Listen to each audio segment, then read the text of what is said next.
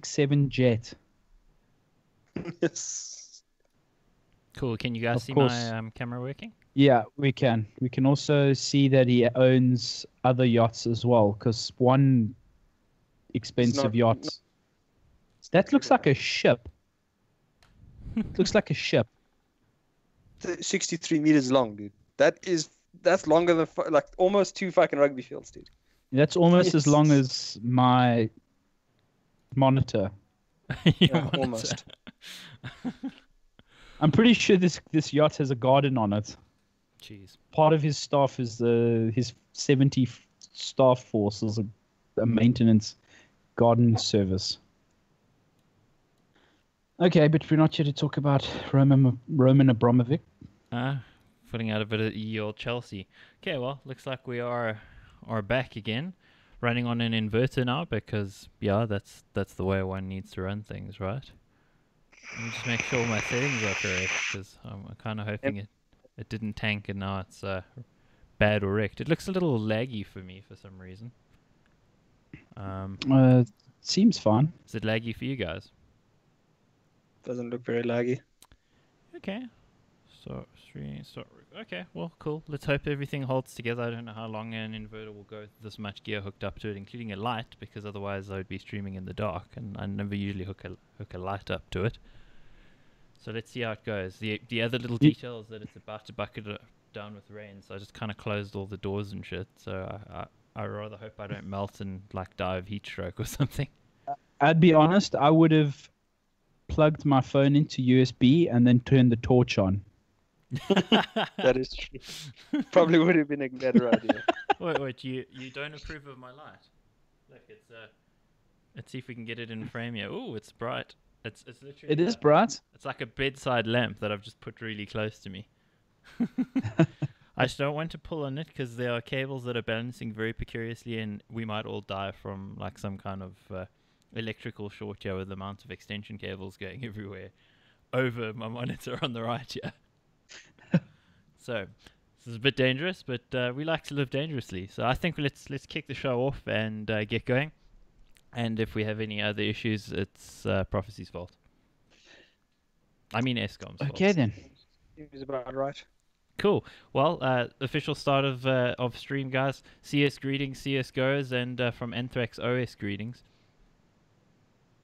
Yeah, actually it's Robbie. Robbie, yes. Is I it? forgot- Oh, I yeah, forgot it your is name's Robbie. Robbie. Over to you, Robbie.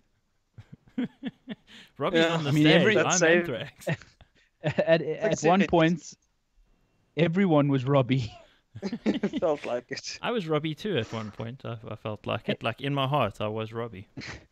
Hey, Robbie, how does it feel to lose? And now to the winner, Robbie. And then over to the panel, Robbie. Oh, jeez. Okay, if anybody doesn't know, we're talking about the MC at End. ESL Africa at Rage. It was great. She had a couple of little brain farts there. Also overshare instead of Overwatch. It was great. Yeah, it was. Yeah. That was pretty. So I mean, Barry did try his best. He I had to just- save 3 of her mistakes in about 10 seconds. So I just have to say, how do you stuff up 4 letters? CS go. I mean, one is actually a word, so it's 2 letters and a tiny word. How? with great skill, clearly. yeah, that's it's Determination. consistently as well. Because she did it on the Friday, she fixed it on the Saturday, and then the last game of Saturday she stuffed it up again. It was just like, eh? But you got it right. How did it go wrong? So wrong. Just iPhoneisms. Everything's an OS, right? Must be. Just don't. We won't go there. Just you must never. We must never. Do you know where we should go? We should go deeper. We're going to talk about monitors tonight. Inside joke there, guys. But anyway. So this is CSGO Deeper, sponsored by Aperture PC. We've got Anthrax on tonight. And of course, Profeci is always here. We've just rambled away. So I'm assuming everybody's good, right? I'm great. Yeah. Yeah, I'm Acceptable. convinced.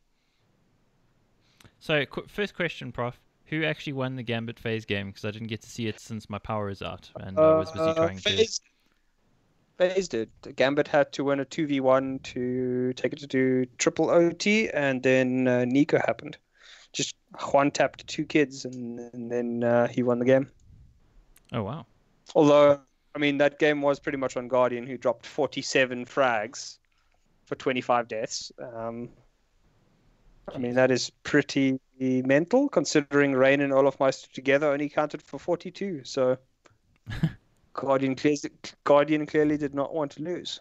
Madness. But just to add to that though, and like, so you look at FaZe, this like powerhouse team, which is like now got supposedly the gods of CS, Olofmeister, Guardian, Nico, Rain, all of these like, and I just want to touch on this because I feel that Counter-Strike has moved more towards a phase of see what I did there, but an area where it's now not just purely like a aim-based game, but more of your strategies are going to start to play an impact on the game, because that rings more true closer to home, because if you think about the way Energy and Bravado go, if you look at on a paper level, and I'm not taking anything away from Energy, but Bravado technically should have the better guns, right? You've got Sonic, you've got JT, Fady, I mean the list, and Detrony, the list goes on. Elusive has his very important role in the team, but then Energy not so much, in the sense that Carney on his any given day is brilliant, but again, this is on paper.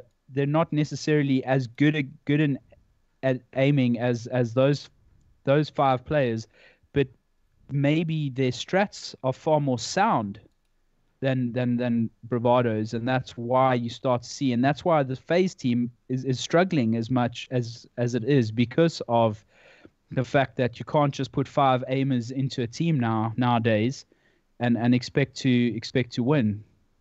Well, I mean, that's interesting that you say that, because FaZe just won 15 maps in a row before losing to Gambit today on the first map. But you are right. It's like traditionally in Counter-Strike, you would never think this is going to work. It hasn't worked for FaZe or Kingwin or G2, all the names they were called before that had Rain and other people in it. It never worked for them until recently. But the problem is exactly like Prof was saying, Olofmeister and Rain don't sharp, and suddenly it's like on one guy to get them across the line, and Gambit nearly beats them. So, I mean, as you say, if you don't have the strategy to fall back on, it's a little difficult. And, I mean, these are also old gods. They're aim gods, but they're old aim gods. They're For sure. Not current guys. But they're not poor at what they're doing. And then you look at G2, a team that has guys that have some solid strats, and they're actually doing considerably well.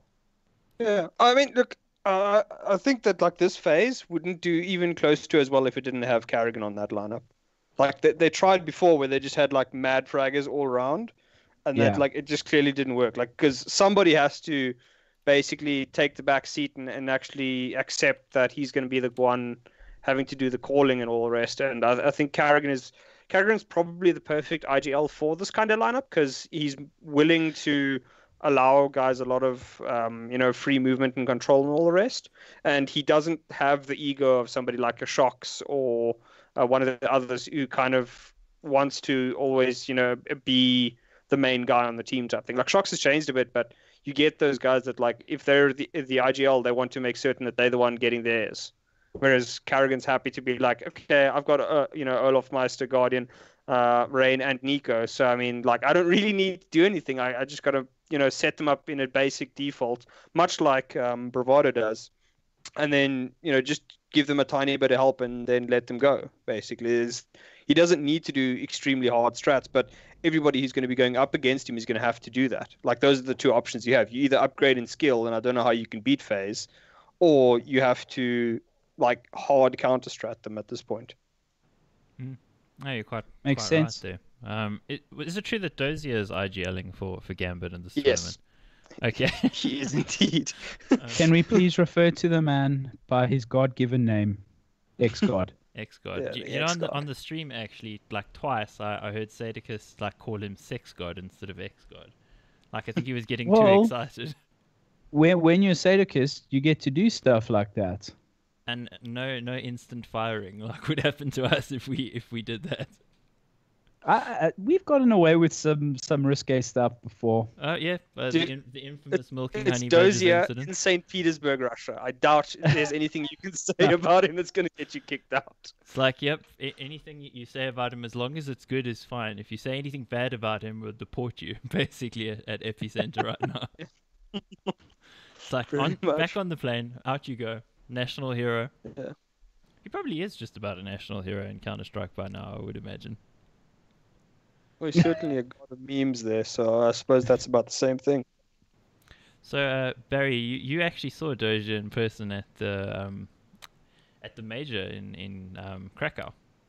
Yeah, I sat at a table eating breakfast with him. It was a very short conversation. What did There he wasn't say? a lot to be said. Just chatting about the games, and he's it's the one thing I figured out, not figured, the one thing I saw a lot of these teams, these international teams is, and I saw it in DreamHack, I saw it at ESWC and WSG, they don't move like South African teams. So if you see Bravado or Energy or any of the South African teams at an event, you normally see the five of them having lunch or dinner, and they're together. And when you go down to breakfast, they're there as well. When you see these international teams, it's like you'll come down to breakfast and Device is sitting over there with his girlfriend. Fallen is sitting over there with his girlfriend. Taco is sitting maybe with Fur. And then Dosia is sitting over there. And they're like all sitting spread up around the room. And even like I'm sitting outside having a beer and Nico walks out and sits down and has a Coke and he's by himself. So it's very rare that you see like a lot of these guys, and I'm not saying they don't do it, but and it's the same, I suppose, as if you had to think about when you're at work, right? You don't, when you decide to have lunch, when it's your lunch hour at work, you get up from your table and you've made a decision to have lunch. So you're going to go to wherever it is that you go, Wimpy or Four Nose, or if you've got your cheese samis, you go and sit outside and you have your lunch. So it's like, it's a business for these guys. They are colleagues and we work together and we strat together and we play together. But when it's private time and personal time, but at the same breath, these guys are also traveling for 10 months of the year together all the time.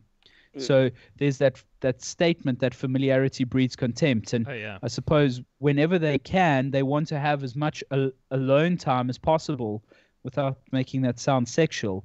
But it's like these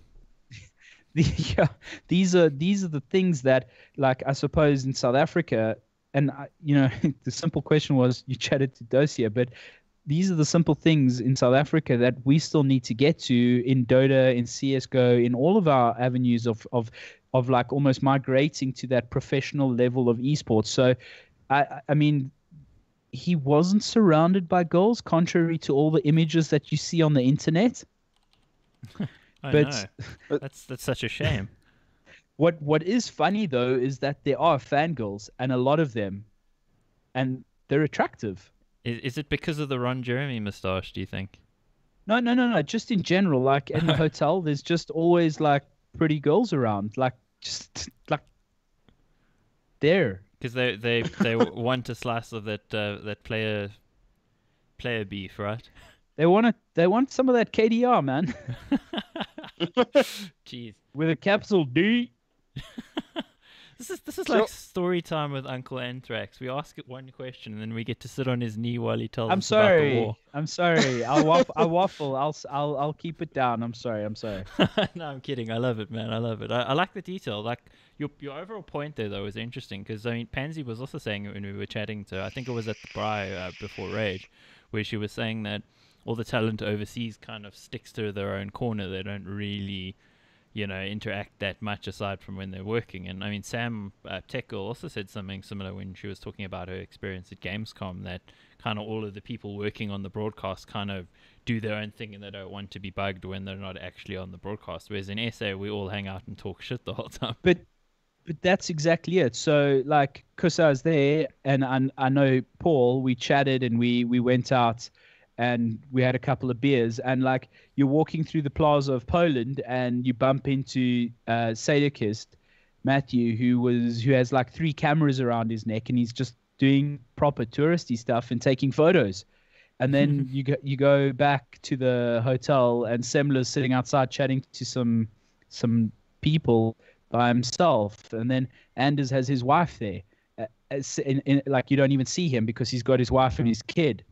So it is exactly like that. And a very accurate description is esports is like a traveling circus. And I mean that in the most respectful way possible, because everybody within the circus has their act to perform, and everybody together makes the circus the show, right? So when you're traveling around the world doing a show in Russia, and then next week you're in Denver, and the following week you're in Poland, and then in Cologne, it's like you kind of meet up so 1 week this talent might get signed, and the next week another talent, but the majority of these guys and the teams who qualify generally meet up, and then that's where that whole traveling circus idea or scenario comes in. Yeah, I guess in SA it's also going to take us a while until we're working so many events that we have that familiarity and contempt thing going on. But it is just also, I think the South African mindset is a little different as well. We tend to be more social animals. We're a friendly people. We are a friendly people. But I feel that if we had to start doing this, okay, also taking into account, and this is something important to note, right? You get on a plane in Europe and you fly for an hour, and you can literally fly to probably 7 or 8 different countries within an hour. In South Africa, you can fly to Durban. Yeah. If you're lucky. If you're lucky. If the winds are good. So and there's no rain, maybe you can fly to Durban. Well, if you're flying to Durban right now, you're out of luck because it started raining in Joburg again. So I don't think it's already something that's happening. These guys are already traveling the world, and you'd have to pull off something pretty special, like a Trevor, for example, who's in League of Legends, to be able to be a part of this circus. And in South Africa, I don't think we'll ever get to this level where we're doing something like majors on a bi-weekly basis. Yeah, it's just too small a market. I mean, we need to be part of a bigger global village for it to really be a possibility for people involved in the industry here, whether you're a player, commentator, whatever. And if you think about it, how many? So if you had to split the casting team up, the Semlers, the Anders, the Pansies, the Sponges, they're all from different parts of the world. So in theory, in South Africa, based on the amount of talent and people we have, we might have 1 or 2 people that might make it, and that means Quick Shot's already there. So we're down to 1. Well, I mean, we could be the UK. We could be like the UK. I mean, they got quite a few. It's because the one thing to the number of players they have. Yeah, the one thing we have going for us is our accents are sexy. Well, Afrikaans is apparently the sexiest language in the world. Accent, and international people tend to like South African accents over your American or UK accents, whereas in South Africa, our viewers hate our accents and just generally our voices. But that's also something we can talk about South Africa. That's interesting. Like, I know this from being in the music industry as well, is that South African people in general always prefer something that's international, preferably American or European. So they'll support that. People go like, local is lekker, support local, but that's really just people's way of saying, please, please, please, somebody show up to whatever event. It's a South African thing. We always think the things that are across the ocean are inherently better. And I mean, it's the same when it comes to accents as well. Like we don't like our own accent. Everybody else's must be better, but internationally it's actually pretty darn good. The problem is if you compare yourself to any international franchise, PGL, Epic Center, as I like to call them, Epic Enter, ESL, all of them, their production quality is just so high that... Oh. That was a sneeze. The production quality is so high that it's like, well, why should we watch South African esports? Why should we watch any of the tournament organizers? And I talk on behalf of Metal States as well. If we want to get people watching us, we actually need to get to that level where the quality is on point, the sound is on point, and the general positioning and beauty of it is on point. Totally We need to agree. make our players, we need to make our talent, we need to make our teams stories. Yeah, I do think that, like, I mean, the thing is, everything can look nice. I mean, we get into the point where everything looks nice at this point. Yeah. For South African events, but Acceptable. it needs, yeah, but it needs to be at the point where viewers actually have a buy-in. They're watching it for the teams and like the guys that are Emotional playing, buy. not for, yeah. There has to be some form of emotional investment. Yeah. And right now, we've got, bless their souls, I love bravado and energy. I have more of an akin to bravado. We all know that. But the point is that, you've got energy, an amazing team, brilliant players. You've got bravado, amazing team, brilliant players. But what was the greatest thing to ever happen to South African esports? It happened in the south, in the basement of a shopping mall. Mm-hmm. Are you talking about when Carbon beat bravado? Carbon beat DVD. Exactly. Big story. And it was a big story for energy, and it was a big thing for energy to beat bravado. They went in as the underdogs, and we actually need the Goliath Gamings. We need the Big Five. We need Aperture to come back. We need an environment where we've got 8 teams, like we've got in the international scene, competing regularly, where 1 week or 1 month it's not bravado or energy in a final. And no disrespect to those teams. Those boys have put in more time and more effort than anybody can even begin to imagine. But we need, for this scene to grow, people need to start to pick up past the bravado and energy final thing. Yeah. I mean, I've had this discussion with multiple people, is that I think that what SA actually needs, especially in its competitive scene, is, I mean, more events, but smaller events. Because it's useless having the ESL Africas, the VS Masters, when like everyone's like, okay, but why is VSGC just kind of forgotten about? Well, the problem is it shouldn't be forgotten about, but you don't want to have it on the same weekend type thing. You want this tiny little, like the DreamHack Denvers, where you can have the 4th best team in South Africa and then like the 8th, 9th, 10th, 11th, right? Because then you get to see the next level down of these guys. You get to see the next rung of South Africa. You don't get to watch BVD and EN. And the way that it needs to be done is that there should be enough events that BVD and EN choose not to go to, is like a VSGC in this case. That like it shouldn't be. We shouldn't automatically cut players off in that sort of sense, right? You can do it in certain cases, but to like just say you're not allowed to attend because you're too good, I think is the wrong way to go about things. No, for sure. And with all due respect to VS Gaming, and what needed to happen is they needed to find a way to get Goliath and Big Five into that tournament. They needed to find a way to make that tournament for them competitive, because damage control damage control had that, and they deserved it. And those guys also a team with brilliant players that have put in a lot of time, and they've done what they do. But you almost feel like adding those 2 teams to the mix may have made that something far more epic. It would have. Yeah. I think the issue for them is the structure of their tournament is that you have to be like a signed franchise essentially to take part or to have gone through the qualifier. But because the spacing of everything is so far apart, it's like 3-4 months ago is the qualifier. In esports, that's an eternity. Teams have changed. Goliath Gaming appeared in 4 months, basically. They didn't exist before that. So it's just it's really difficult when things are so far apart. And that's definitely something I think they should think about next year, is that the qualifiers need to be 2 weeks before the tournament, something like that. It can't be this like months and months. From what I understand, they are changing up the the system in that like it's no invites, it's only qualifications from now on. But again, as you say, it's pointless having a qualification 4 months in advance. I mean, we've seen teams.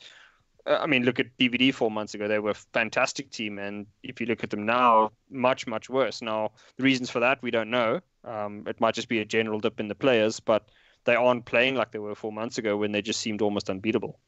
Well, if you look at their rating on Half-Life TV, it's the low. It's the first time they've dipped below 1. Yeah. And I mean, what a time to choose to go below 1. Yeah. Yeah. Absolutely. Well, while we're talking about them, maybe let me bring up the just a little bit of the Energy versus Bravado game from ESEA tonight, because Energy won again. So this is kind of again establishing the trend that Energy have been winning recently. So let me just quickly scene switch. There we go. Browser, look at that. We can see it. Fantastic. So I mean, yeah, 16-9. It's Inferno according to this. Kenny at the top again. So continuing his And good form. he's in the chat. Yeah, he is in the chat. Isn't it? So I can't be mean about him. Basically, I have to be nice. You know why he plays really well when it's online is because I know he likes to play naked. That's his natural form. He is more aerodynamic. He moves around a lot smoother, and it's just works so much better for him. Yeah, well, I can see that at the top over here. 21 kills, 13 deaths. Look at that. Eh? So playing naked clearly when you're works for him. when you're that light, you always want to be on top.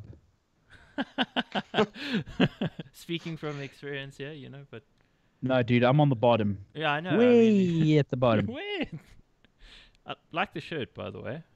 Tonight, don't be. Oh, thank you. Yeah. Well, we know the shirt. We saw it at. I didn't plan it. I've got another one. I've got a couple. I just didn't plan this one. Yeah, can't really talk too much about this game. I mean, I'd love to. I didn't watch it because we were preparing for the stream, and of course, I was busy having no power and having to switch to backup and stuff so that we could still have the stream. So didn't watch it, but it's interesting to see that Energy continuing the good form. It's not going anywhere, and in general, I mean, we obviously were all involved with ESL Africa. That's going back a few weeks now. Barry, you were casting, you were panel hosting, you were doing interviews with people, you were just crazy busy, but you still saw the games, and I mean, Energy really looked a lot better than Bravado at that tournament. They were a team that had found, there's always that dream, right, for every professional team in whatever sport they've chosen, where you want to hit your peak in the World Cup. And for South African esports and CSGO, ESL was the World Cup of tournaments for everybody. And Energy just managed to hit their peak at the right time. So they drank their Monster Energy drink just enough before they hit the down. But I mean, like you said, tonight they beat Bravado again. So they're still at the top there, and they're going to want to continue that momentum. And because as everybody knows, esports and CSGO particularly, momentum-based game. And that's how you want to carry on with that momentum and keep building off of that. But, and this is not to say this is going to happen to Energy, but every team does have their dips. Bravado's in one now. Energy might have one in 6 months, a year, 2 years, whatever. And that's why it's so important for the South African CSGO scene to get more teams to be able to contend. Absolutely. Yeah. Totally agree with you. Definitely need a bigger competitive pool. The thing is, you do also get to see, like I said, especially with those second tournaments, you get to see the new guys, the up-and-comers, like the massacre of last year. You get to see, like, this kid is good on LAN. He doesn't have to go to, a VSGC type, or so not like he doesn't have to go to VS Masters, play BVD in the first round and just get utterly wrecked type thing. Like he gets to play against the guys that are one step down. If he's wrecking those guys, okay, that kid's legit. If he's running into Bravado when they in full flight, I mean, how can you expect a young kid like that to really to go ham? And that's just the problem, is that you get to see a little bit more of the players, so you can actually grade them a little bit easier. Because right now we see the very top level, and then we don't see very much of anything until like VSGC on LAN. Outside of those, it's like if you happen to make it through, like for you guys, Barry, your medal state. Not the not the Maverick Challenge, but the event at the beginning of this year. I mean, you'd get like a couple of teams there that people didn't expect, and then at the Maverick Challenge, you see the next level down. So you can get to see which of these kids might have potential to get to the next level, rather than just the same 4 teams always at the top in the top 4. Well, to add to that, you look at one of the guys in the chat, I think Rion, they asked, where does energy go from here? And it's the same place that Bravado need to go and what they're trying to do. And I'm pretty sure it's on the cards for energy as well, and that's to go overseas. A South African team needs to go overseas and get out of group stages. That's what we need to do. And you're not going to go in there at your first go and just decide to take on these top international teams. And maybe you will. I mean, I'm not saying that it's impossible, but at the same time, if we want viewer numbers to go up, we need those teams to go over there and make a name for themselves, make a story so that people are talking about them, and that we don't get the typical HLTV comment of CSGO, African CSGO. Black. Exactly. Well, how do we have internet? X, Y, and Z. And the simple fact is we are now starting to, and as terrible as it sounds, we are now only starting to get internet. Fiber is something these guys have been living on for the past 5 years. It's only happening now for us. You go to Stockholm for DreamHack, and we get transported from Stockholm to Jönköping in a 3.5 hour trip by bus, and the entire way on the bus, Wi-Fi at 80 meg download speed. On the moving bus. On the moving bus, not once. Everyone was on there. There was about 60 people on the bus. I mean, it's like all the teams, Virtus Pro, Navi, NIP, all of them. And everyone's on this fiber just destroying it. And this is 3 years ago, we must also remember. I mean, yeah, it's for sure. 2014, that's already where they're at, whereas we're so far behind in terms of internet connectivity. And also just remember, I mean, population groups in South Africa, I mean, we're literally upper earners in South Africa, whereas in relation to what other people are earning here, whereas in an international country, Sweden, wherever, we're firmly middle class, but in South Africa, the haves and the have-nots, the gap is so big, it's really difficult for 30 million people in our country to even think about having access to these things. So despite our population, we don't actually have a very big player base because there actually are so few people that are privileged enough to even be able to afford it compared to other countries. Yeah. And on top of that, just to add, so it's expensive, okay? So now we've got these tournaments, and this is the beginning stages, right? You've got Medal States, R1 million, sweet. You've got VS Gaming, I think, how much was their CSGO prize pool? 500,000 rand. 500, I think. But unfortunately, so Bravado Energy weren't part of that, so they didn't win any cash there. But then ESL, 1 million rand as well, if I'm not mistaken, roughly, give or take a few dollars. Mm-hmm. But there's another R1 million. So both teams, if you work it out, it's about 380,000 rand for the team. Mm-hmm. That's money now that we didn't have available. Those teams, rather, didn't have available at their disposal to go overseas. And now they need to start to consider taking that money and saying, right, we've got 380,000 rand. What's it going to cost to get 5 of us overseas and to enter some of these tournaments? And we're not going to get into ESL. We need to go and play in qualifiers. We need to go and get noticed. And that means we need to send ourselves overseas 2, 3, 4 times maybe, or see if they can get overseas for a month or 2 months and try and enter as many tournaments as they can and find a way to get noticed. Enter one of those tournaments that gets you a wildcard entry into a bigger tournament. And that's how it's going to have to happen. And that's why these and dude, the sad thing is R1 million, 46,000 US dollars. That's all it is. That's all it is. On the international stage, it's not that big. It's not that many flights, really. Like and at the expense of sounding repetitive, pro gamers don't even get out of bed for anything less than $1 million. So there's a couple points I'd like to maybe touch on there from what you were saying. Firstly, when I was talking to the guys from Limitless and Viberus, what I heard from both of those teams, those North African teams. Now we think of them as being in a privileged position because they have more access to better internet than we have. They can play on the European servers with decent ping, so they can develop alongside their European counterparts were isolated. They said that in their countries and in their region in general, they'd never played for a prize pool of more than $300 per player in terms of winnings at the end of the whole thing. They'd never won as much money So the as they DGL. just won by coming last in a tournament in South Africa. So I mean, the we DGL have so much money available in comparison to some of these other guys. That being said, cool. Limitless, though, is a European-based organization. These guys are playing 40 ping servers internationally, and I'm not saying that they don't have the luxury of being able to play for this kind of money, but South Africa, this only happened this year. Yeah. Last year, it was 500,000 Rand for CSGO, and that's what? That $20,000, $22,000. And by the time you've split it up between the first and the second and blah, blah, blah, blah, blah, I mean, there was that whole hoo-ha with JT saying that the guys downstairs who came second got more money than I can't remember. It was either the guys who won DGL downstairs got more money than the second place team did in the DGL Masters. Okay, that's. I know this is a sensitive topic for you, Mike. You have been blacklisted, so I'm only just restating what you brought to my attention. That was completely unaware to me. Yeah, until you.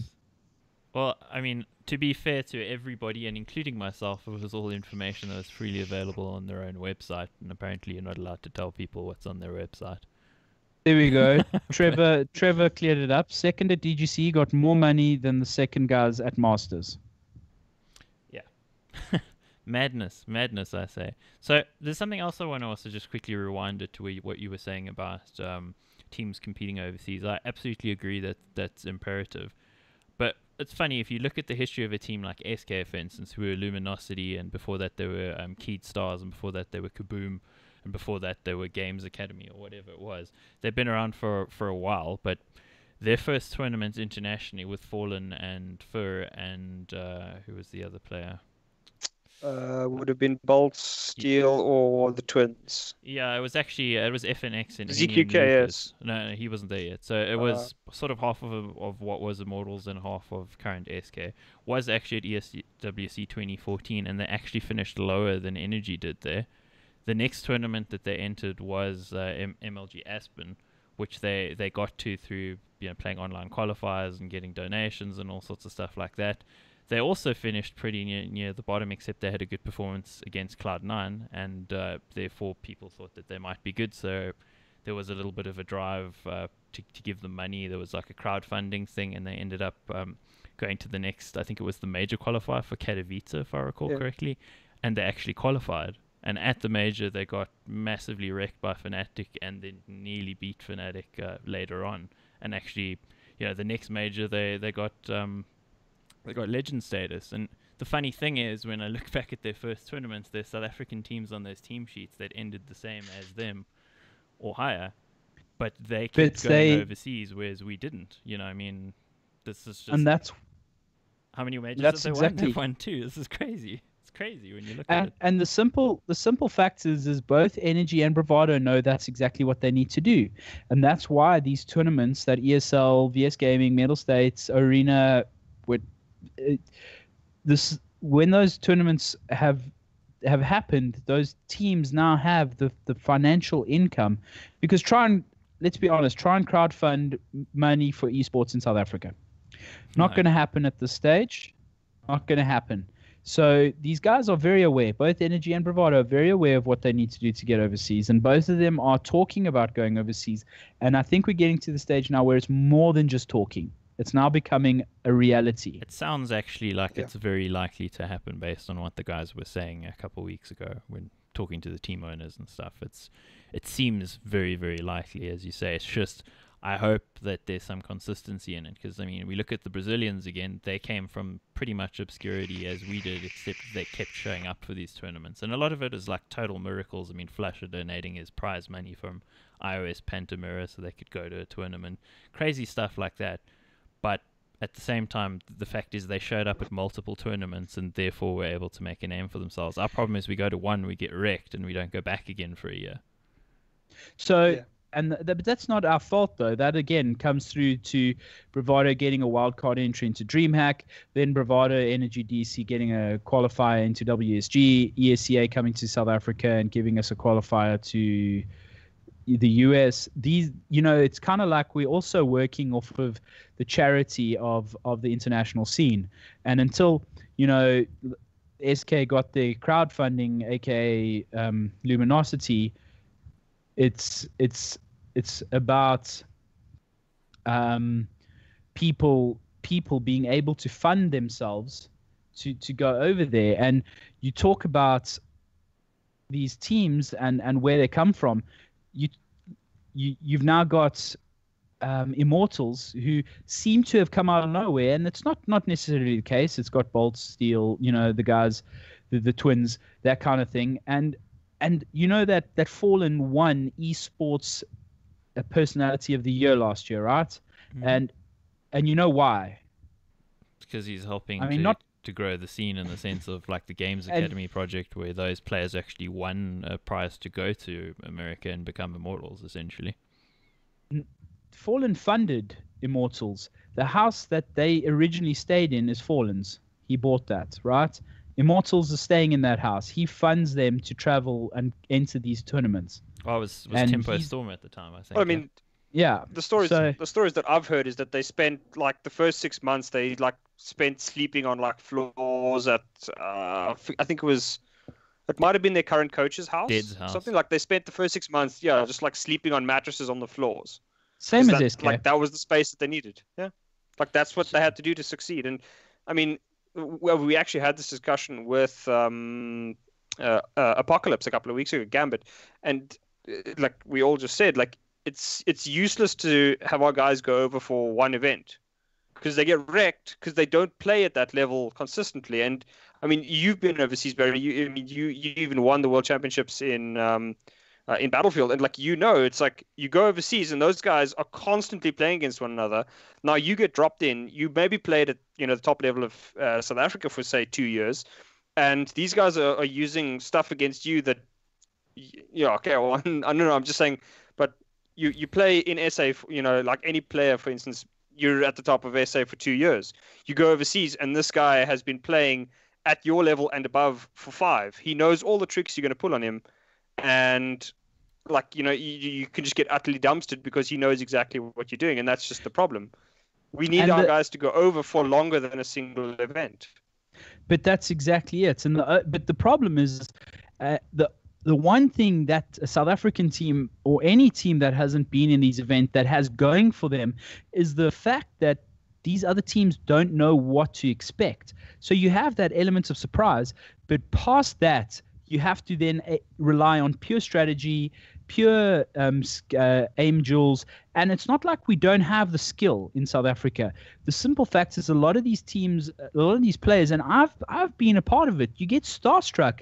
You're now sitting on a stage with guys that you've spent the better part of 2, 3, 4 years watching, admiring, watching their demos, learning from them, and now you've got to play against them, and you're like, how? What? Yeah. And then there's this mental game, dude. And part of playing competitively, and I don't care what game it is, whether it's COD, Battlefield, Dota, Counter-Strike, there's a huge amount of mental strain that a player takes, and you need to be mentally fit. So when you're dealing with playing against your hero, playing against the team that you have grown to love or hate, it's difficult. It's really difficult. So when a team goes, like Bravado goes over to play against in DreamHack, and their first team is Fnatic, and because Fnatic is higher seeded, they get to choose the map and the side. So get wrecked, essentially. Here's your 16-2, and it smells like shit sauce. And you will eat it and you'll like it, basically, is what's... And then you talk about SK, as Trevor mentioned, and I actually wanted to say this. SK was in North America for a year when they started to make an impact. So a team like South Africa has to do something like that. But now we're talking 14 rand to the dollar. Mm.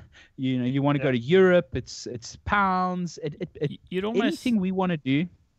You'd almost think Is- it's got to be that scenario like Renegades had, or even SK, where you get picked up by an org that's based in that part of the world, and you sleep on a floor for a year if you have to make it happen for yourself. Because I mean, like the Exactly. Renegade situation, Australian guys move to America, live in a random back room in a casino in Vegas, is what they did basically.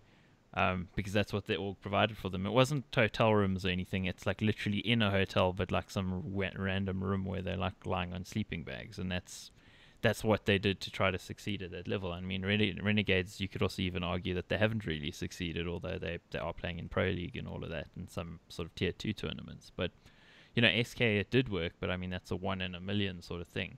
Still, if you're South African, you need to get there and you need to play in multiple tournaments back to back, and it sounds financially unviable, but it almost seems to me like you need an American org or a European org or somebody to pick the team up. And I just hope for South African team's sake that we don't buy too much into our team, and us being South African, that we won't take an opportunity like that.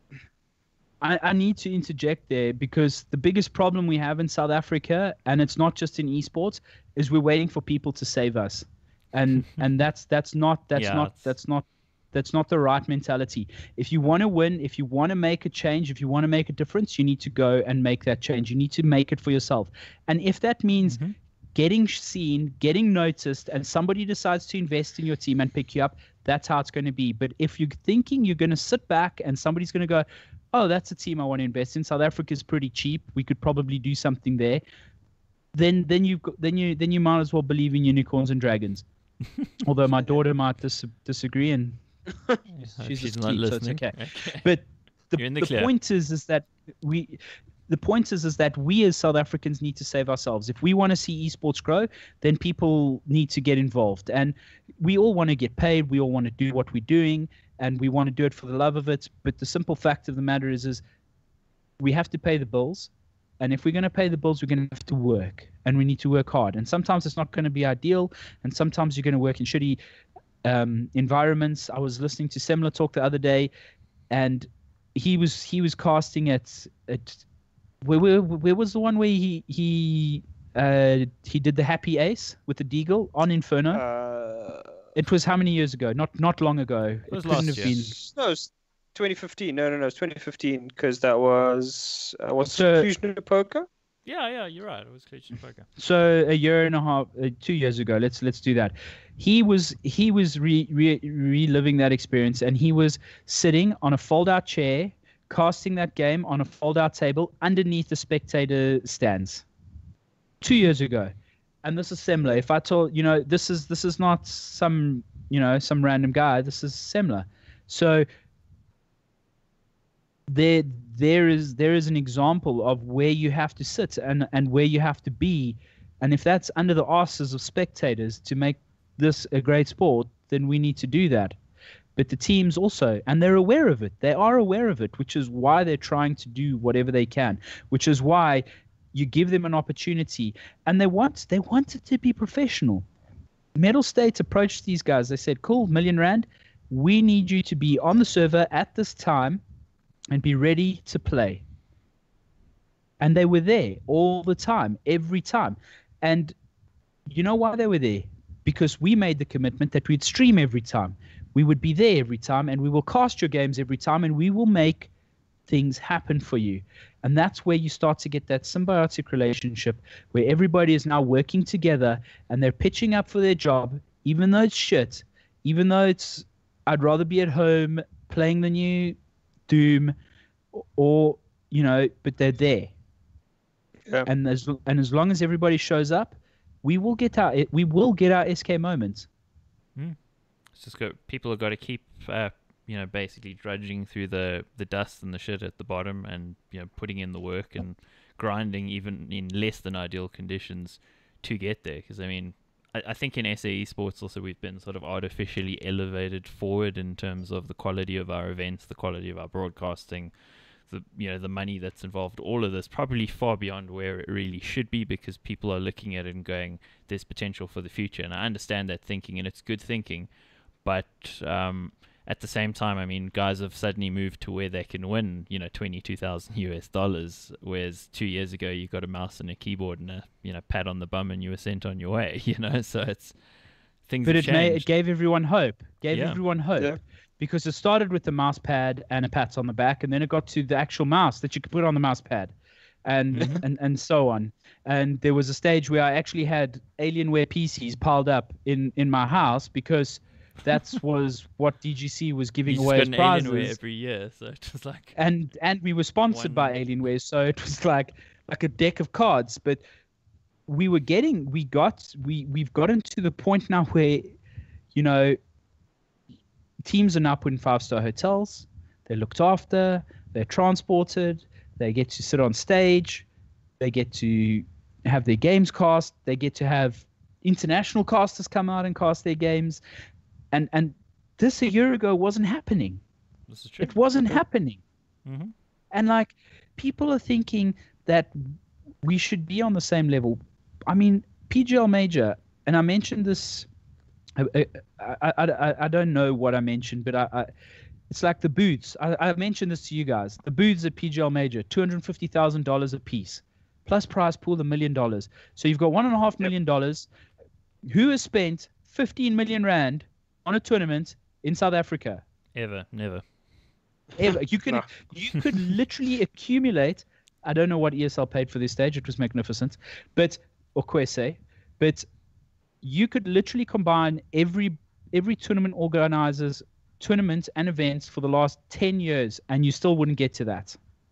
Yeah, because that's just the booths, not anything else. Not even renting the stadium or putting on the event paying for it. There was a room for each team at the final of the PGL Major with 5 gaming machines, 5 Maximonic chairs for them to warm up on. I literally, when they were packing up, I literally walked out. There was about 70 Maximonic chairs. I was just like, I just want one. Not even seen 70 in one place at one time in a warehouse in South Africa, but there it is at the event. I just want to quickly address something a couple guys said in chat.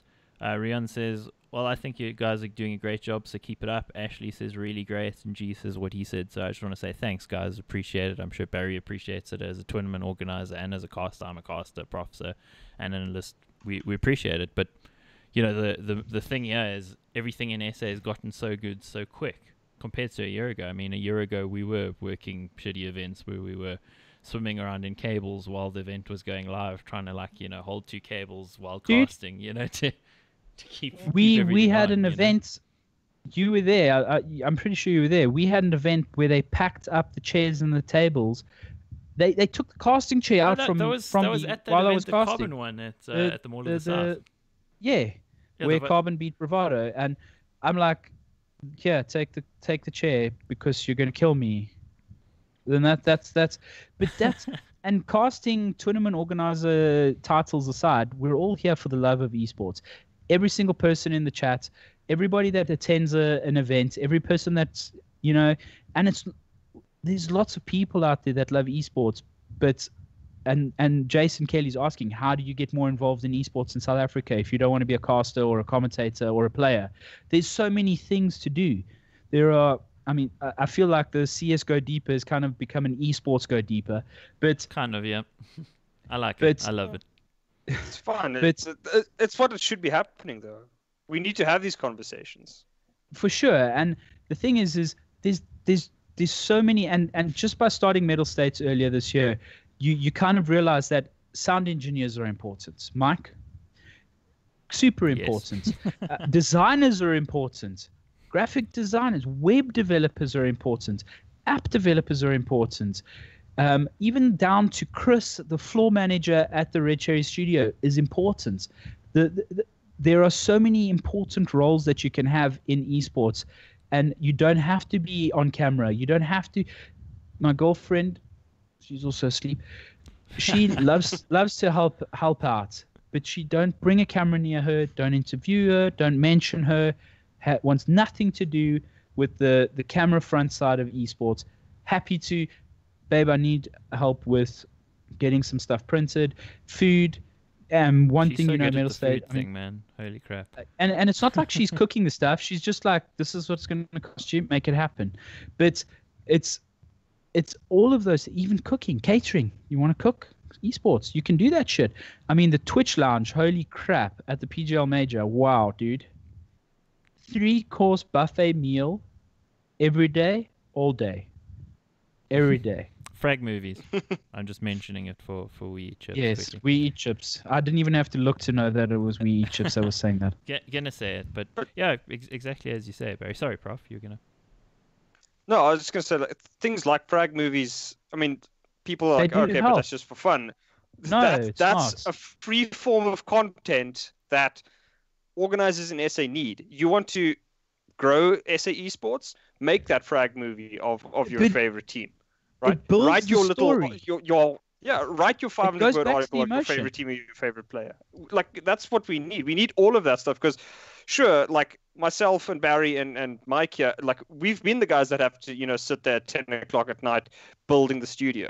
Or building your casting desk, or getting everything working, and then like 5 minutes before it goes live, and the whole studio gets set on fire, and you got to like sort of pretend that nothing's going wrong at that point. Like we've been there, we've done that kind of thing, right? Keep your face Dude, neutral while you're on camera and things are falling behind But you. that's the kind of thing that you have to do. Is like you have to, like we've all done that stuff. But the thing is, if everybody gets involved, if everybody does their little part, like I'm saying, it's not that. We're not saying that you guys have to go and build desks and all the rest. It can be as simple as writing a 200-word article on your favorite player before an event comes out, right? And I guarantee you, there's a ton of freaking esports websites that are happy to share that stuff for you. You're going to look at Critical Hit. You're going to look at Good Luck, Have Fun. Dude, Metal State those- Facebook pages would share that stuff as well. Yeah, because it Casters- helps them. Yeah. It But helps them. Everybody needs to help each other. Like everybody needs to help each other to make the whole thing bigger. And that's what people like. People just sometimes don't seem to understand that. They're always like, "Oh, but like, why are you in competition with this guy? Or you're just doing that to screw over Not this a person?" It's like, competition. it can't be a competition because if it becomes a competition, we're just going to screw each other in the end. You're just then fighting over a piece of cake when there's a whole cake on the table. And Yeah. I feel like I make a reference to food a lot. But I'm hungry. the point is that, you mentioned that we come from a place where we built stuff hours before we were about to go live. Things aren't working. Metal State announced first 1 million rand CSGO tournaments, right? Now we've said we're going to change the face of esports and everybody's now watching. Okay, cool. Cool, Big Dick. You've now said you're going to do this. And, well, we haven't announced the 1 million rand tournament, but we have promised that we're going to change the face of esports. And the night before we go live, I have to phone Mike and like, I do dude, remember this.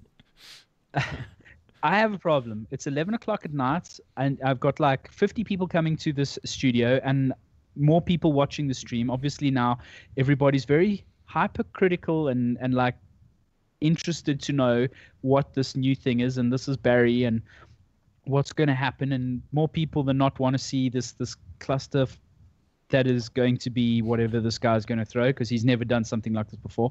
And I'm like, Mike, I have this sound, this problem. It's a high-pitched whining noise in my ears in the caster's headset, and it's coming through the streams. And we're streaming Bravado vs Energy tomorrow night, and we're giving away 50,000 rand. What is going on? No, well, try this, try that. Dude, I'm going to tell you, if I walked around the entire studio with my mixer and my headphones plugged into it, plugging it in at random intervals to try and see where this noise was coming from, eventually we went downstairs. So if you've ever been to Metal State, two volume, and downstairs the kitchen area, the furthest point away from the studio. And eventually it was gone. I'm like, okay. Well, that's a problem. issues. My studio is a problem. So take it back upstairs. Sorry, I'm going to get this to the point of the story.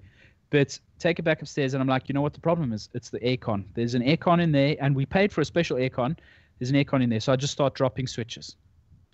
Eventually switching it back on one by one. Eventually this problem is coming from inside the studio. And I'm like, okay, so now do we move everybody out of the studio?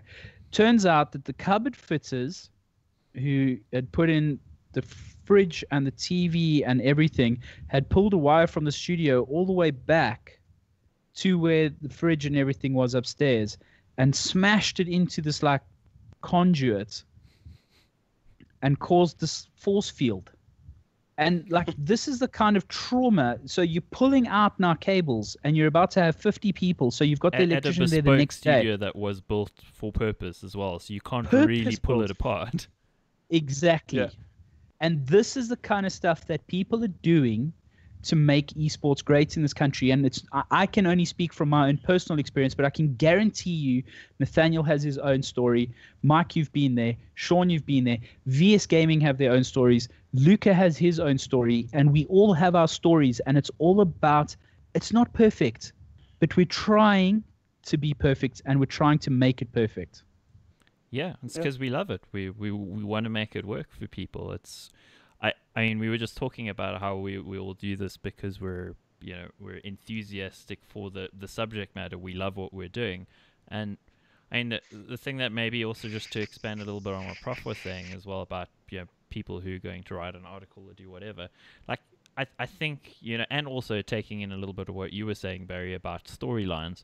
I think in SA there's just not enough people doing the things that create those storylines, that create those interesting things for fans to latch onto. Because I think in the past it's been a little bit too hard as a fan to invest into something because you really just the guy's name on a server and maybe you see his picture once in a while.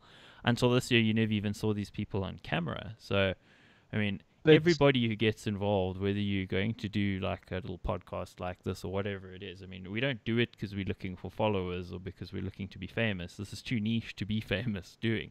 But, it's all valuable in adding to the narrative. And the more that the narrative gets built and that fans can buy into a story, the more people are going to get invested to this. Because, I mean, we don't have enough characters that people know about, that people can support. It's been mentioned. Kristen actually mentioned it. I was going to say it. The problem is we have too many people that do the salt in the shade, as G-Max would say, and not enough people that want to put a little light and a little bit of sunshine on what everybody is trying to achieve.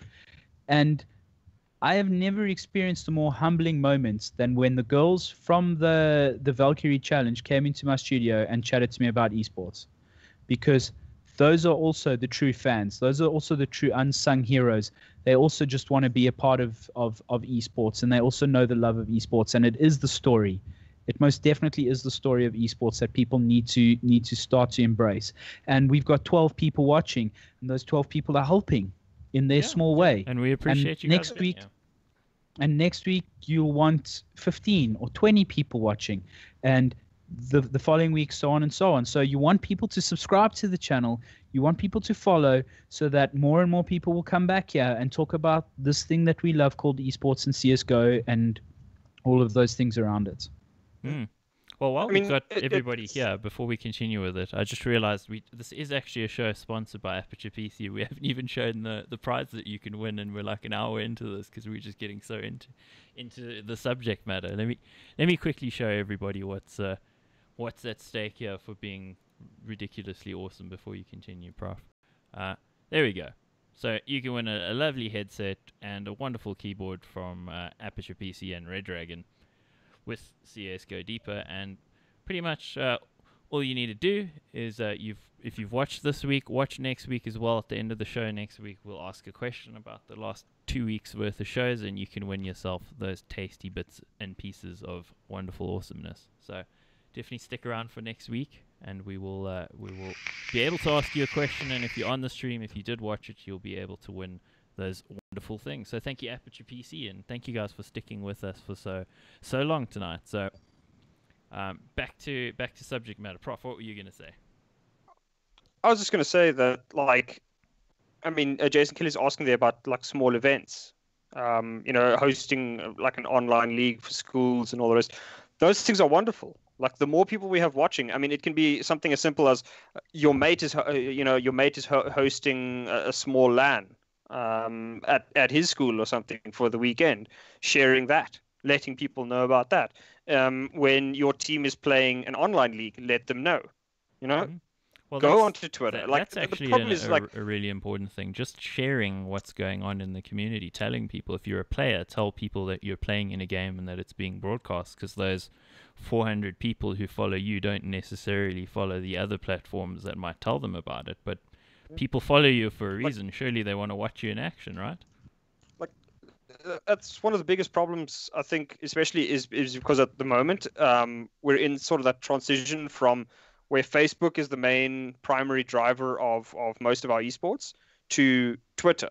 Thank And I God. think Twitter Thank God. is far better for esports in general, is because you can have those stupid little conversations, or that 140 word that 140 character little sentence where you can talk about a game, and you follow people that you want to, right? So you'll follow Anthrax, and if you know Anthrax is in PG, like he's at the PGL major, you can follow him and you can see what he's doing, all about, doing there, and those kind of things. And we need more of that. We need more guys to be showing, this is what my weekend was like. I had my school LAN, we had 5 teams there, this was the winner. Fantastic, have that stuff shared. A person like Sargon from Dota, right? He's currently trying to build a site where he can spread all that information, where he can focus on mostly South African news. So he can tell you about, Pits Water, 3rd division CSGO team won this tiny little event. And that's what we need. We need as many people getting involved as possible, because every little bit helps. Because that's when you get, we had that mini campaign to annoy Barry so that he would run a Dota 2 tournament, right? We still don't know if it's worked because he's not saying anything, but that's the kind of thing you need to do. You need to go to guys like Barry, guys like ESL, guys like Arena, and you got to annoy them to the point where you say, like, here's what I want to do. Here's my ideas. We'd love to have a League of Legends tournament. We'd love to have a CSGO tournament, and show them that there are people willing to support. Because as soon as they know there's people willing to support, they can then go and sit down with whatever sponsor they feel is best suited, and they have that conversation. And then guys like Barry can actually go to that sponsor and, or you can take the sponsor to Barry and say, here's a guy that's doing something. Because there's a lot of sponsors that want to get involved. They just don't know where to start. It doesn't have to be a lot of money either. I mean, you can make things work. We can make things work. And it's not just about, people winning millions of rands here. It hurts me that VS Gaming had their DGL section downstairs, and there's no secret here. It was 15,000 rand. It was not a lot of money. That was not a lot of money, not a lot of money at all. That was literally $1,500, probably $1,200. Yeah, considering 120 competitive days or something towards that point, it's not a lot of money. No, and we talk about team rosters, and just going back, sorry, because I wanted to raise the point, is that teams need to stay together. Players need to stay together. So what's happening is I'm going to play in Middle States, and then my team doesn't qualify.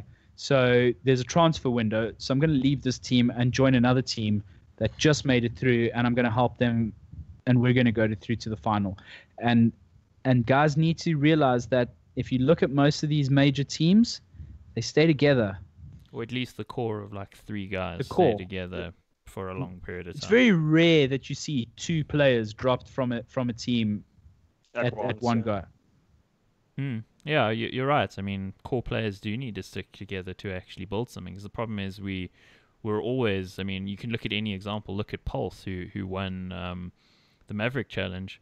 They go to Masters, they get destroyed, and unfortunately they got destroyed because they're still trying to get to that level. Instead of sticking together, a couple of those players have now gone and gone their own separate ways to other teams that are sort of greener pastures for them, and now that team's rebuilding again. And this is kind of the story of every team, whether it's Aperture, whether it's White Rabbit Gaming, whoever it is. Someone's going to be feeding a team. Yeah, pretty much. I mean, F3 now, a whole team gone barring one player again. So it's like this just happens the whole time between tournaments. Part of it is necessary. Like some teams do need to break up to improve, but in general, Anthrax, totally agree with you. You know, core lineups need to stick together. Guys need to try to improve together. And I mean, I was talking to Shaz about it the other day, actually, at that ASUS launch we were at. She was saying how, you know, she remembers back in the day in 1.6, you'd stay with your team for years before you know, considered anything. I mean, and I had the same experience. So, like, you know, to me as a player looking at it, I go, like, why would I want to, like, start again every 3 months? So, played Battlefield, 6 DGC titles, had the same team for 5 years. Unheard of nowadays, eh? And No, the problem is that I understand that players don't, and this is where you get that whole, like, back to the where we started, how the pro teams look at this as a job. It's a profession. You don't get to decide who the HR lady is. You don't get to decide who the developers are. You were employed to be a tea girl. That's your job. Make sure the tea's made and you do it well.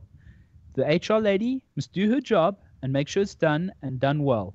Everybody who works together and does their job well, you've got a perfectly running company. And that's exactly what needs to happen with esports. You have a specific job, and that's where it's so important, where we keep going back. And this is a very touchy subject at the moment, but contracts. And the contracts between teams and players need to be adhered from both parties, and not Agreed. used there to threaten people and to make sure that you can hold people ransom and MGOs ransom. They're there to make sure that you do your job, just the same as you've got an employment contract.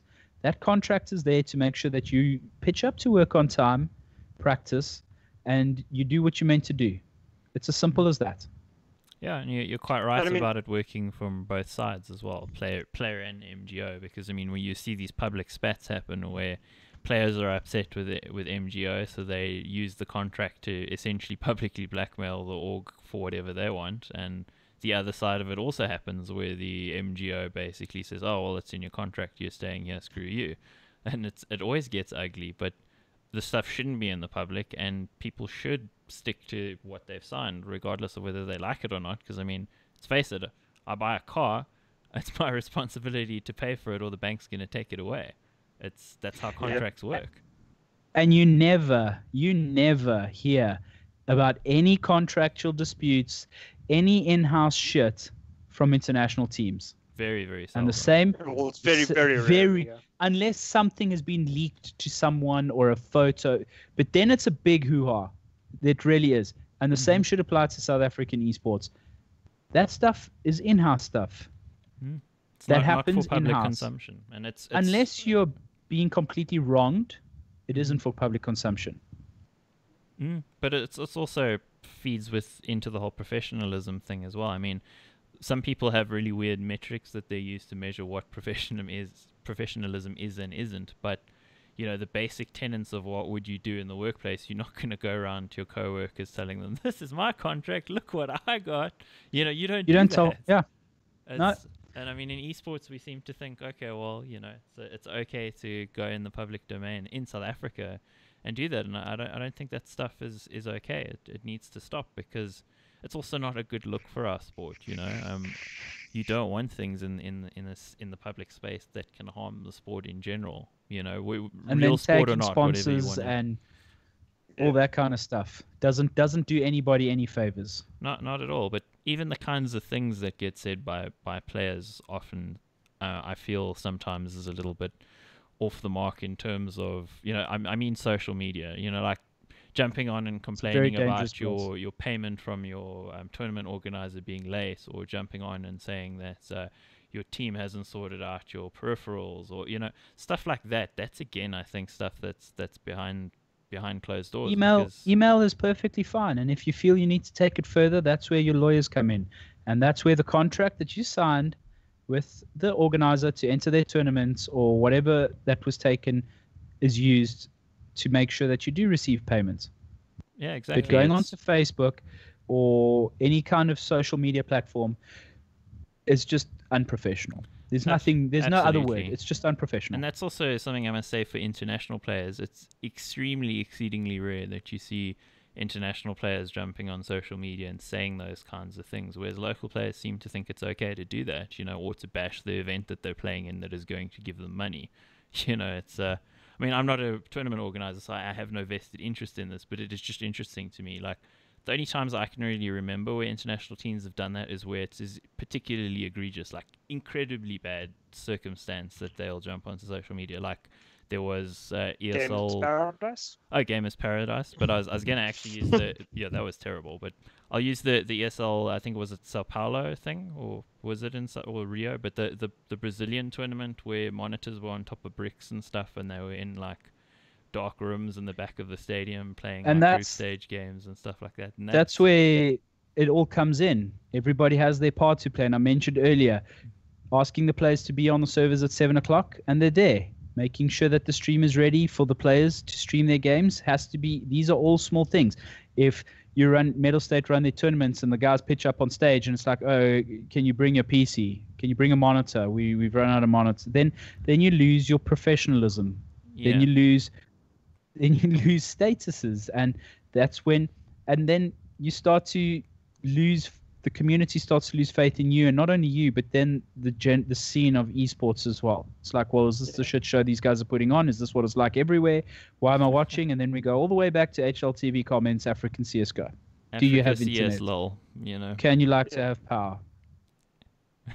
all of that stuff. But I mean, I think to come full circle in this conversation, I mean, we're all part of the esports ecosystem. We all need to do our part to build it up. And I mean, taking it back to what Kristen was saying earlier in the comments, I like that you pointed out, because I didn't actually see it at the time, but there are too many people knocking things and not enough people being positive. And I mean, obviously in our space, because we're analysts, we get paid, it says in the paycheck, analysts, so we do have to be analysts. We do have to be critical about certain things, but at the same time, our overall goal is to build the narrative, the story of what's going on, and we're trying to build that in as positive a way as we can. And I think for fans, for players, for whoever, you're involved in esports whether you like it or not, because you're interested in it. So do what you can from your side. Share the match details of the streams that are happening. Share the articles and the videos and all the things that you can to bring more people to it. Because to me, like, also taking it back to an earlier question, I think it was UF Disciple who was asking it,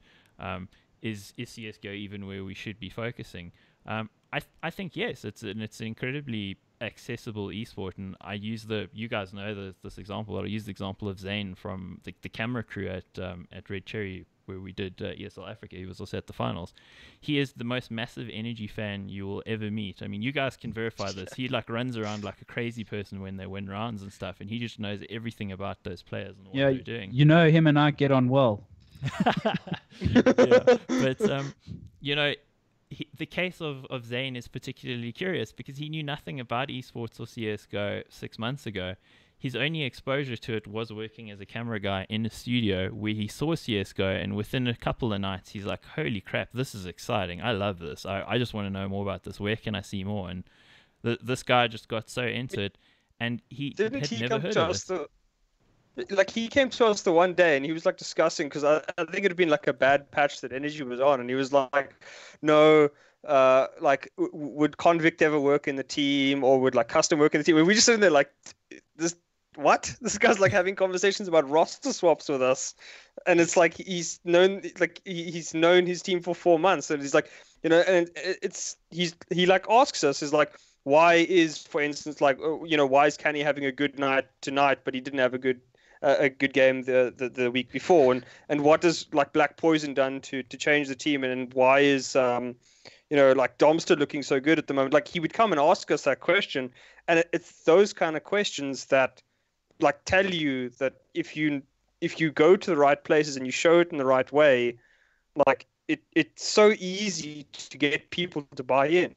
And like, I mean, you were saying like Zane has no idea about this kind of stuff. He's and never I played think we the can game all before, but he loves watching it. No.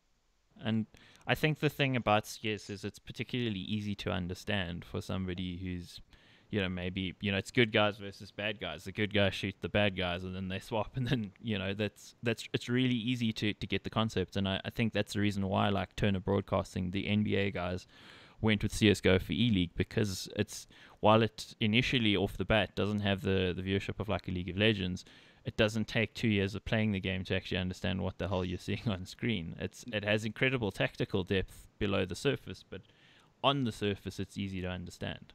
And I think that's why it is one of the best esports for entry-level people to get into. The simple fact is, in South Africa, guns and people shooting each other, it works.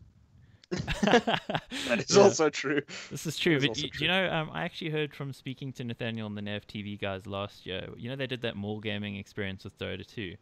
I remember that. At the time, I was with Audio Technica, so I was the sponsor actually on the event. And what was really weird to me is I was standing in Cradlestone Mall when it still had a roof, and they're doing their Dota 2 thing, and I don't know anything about Dota really, especially then. I knew very little. Now I know quite a substantial amount more, but I'm standing there looking at the colors and the pretty things flashing on screen and not really having a clue, and this random dude comes up to me and says, "What's this?" I'm like, "It's Dota 2. Oh, and he's like, "Could you explain it to me?" And I said, "I wish I could."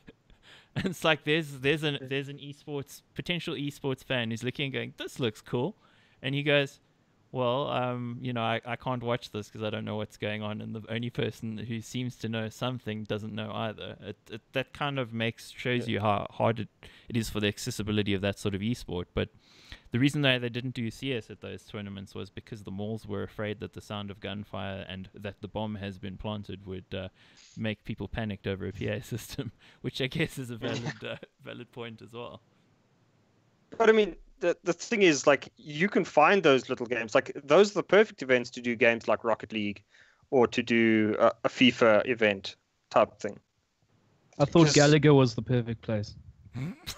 I don't. I wanted to keep that in, but But eFootball. I mean, like I said, the thing is, I mean, we make the joke about eFootball, but those games do have a place. For sure they do. In esports. The thing is, it's about recognizing the place that they need to hold and the place that they can, make the most impact. Because, there's no point hosting an event of that kind of size for that kind of money that they spend. I mean, we've I think all heard the rumors of what they spent, and it was significantly more than a lot of us would have thought. And it's just like, do you really want to spend that kind of money and then not target the right people? Because you want to go with FIFA into, the smaller areas, the places that you're going to get purchased with that game because people will want to play it. You take that into a mall and you can show it to people, and then people are more readily accepting it. Like, Dota is so hard to explain to a person who has no idea what it's about. FIFA, super easy to understand. If you want to go do a public event in the middle of a mall or, at your local, what is it, like your local festival, that's the kind of game you take. You take that game, you take Rocket League, you take, I mean, hell, something like OSU, something as simple as OSU, you could go do that kind of thing.